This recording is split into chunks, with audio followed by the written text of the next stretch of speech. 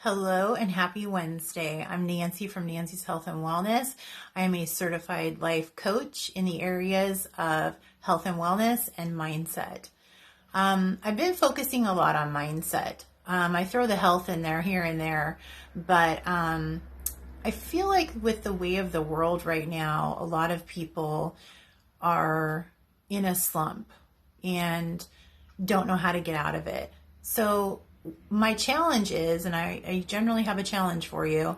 My challenge is pick two areas in your life that you would like to improve on and just focus on those two things, or three. Anything more than three is a little bit too much for growth, I would say. And of course, this takes daily practice. The last video that I had, I was speaking about confrontation. And this is very difficult for a lot of people. Effective confrontation is difficult for a lot of people. The removing of the assumptions of what's going to happen if I say this, this, and this. I tend to be very direct, and I choose my words pretty well. I didn't always do that. Again, we're always working on ourselves. In our pasts, that's another thing I want to discuss, is that our pasts don't define us, but they do make us into better people. And it always pops into my head, the thank you. Thank you to every hard situation I've ever had. Thank you to every painful, suffering situation I've ever had in my life. Thank you. Because I would not be the person I am today had I not gone through those situations and conquered them and came out stronger than I could have ever thought. We all have pasts. My sort of recommendation or major encouragement for most every person I encounter is don't live in your past. There is no future in your past. You have nothing to look back on. Just the lessons that you have learned from those situations. That's it. There's a lot of people who are stuck in the victim mentality.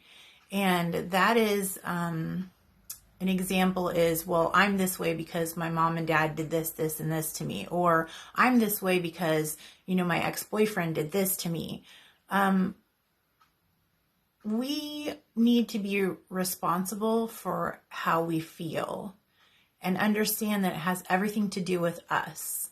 And it has zero to do with the other person, generally speaking. That's hard to comprehend for a lot of people. But say, for instance, you're emotionally triggered by something someone said. You're triggered because of you. They don't necessarily know what your triggers are, generally speaking. So that is on you. And when other people behave a certain way towards you, that's on them.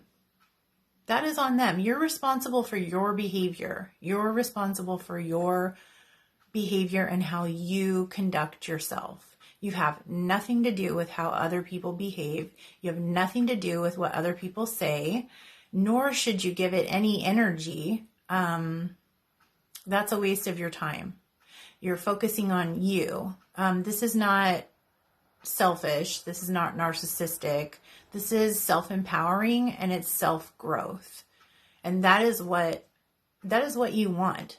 And so my challenge is to write down two areas of your life where you really want to work on. And what do you really want to get out of that? If I have a session with somebody, I want to know what they're looking for. What are you looking for? What's your goal? What would you like to achieve? And then how can I help you do that? So my mission statement is sort of, I'm here to help people with their health and wellness and their mindset, but I'm here to help people who want to help themselves. I am not interested in working with people who don't want to help themselves. They want to stay in a victim mentality, or they want to stay stuck in a slump.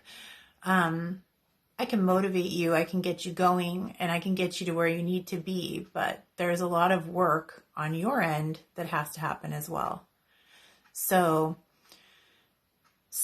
write down where you want to work on, a couple areas in your life, and how you think that you can sort of achieve that, which you can achieve it. This is self-empowerment, how we're talking to ourselves, how we're taking care of ourselves.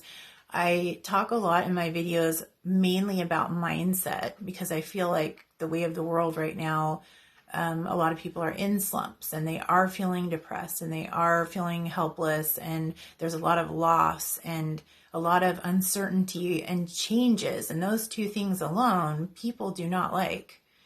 People don't like change. They don't like uncertainty. But there's uncertainty every day in our lives. We don't have a guarantee of anything. So I thank you for listening to this video, and I will have another one out this week as well. And if you've just joined me, thank you so much. I appreciate you, and I look forward to helping with anything else I can. Have a great day.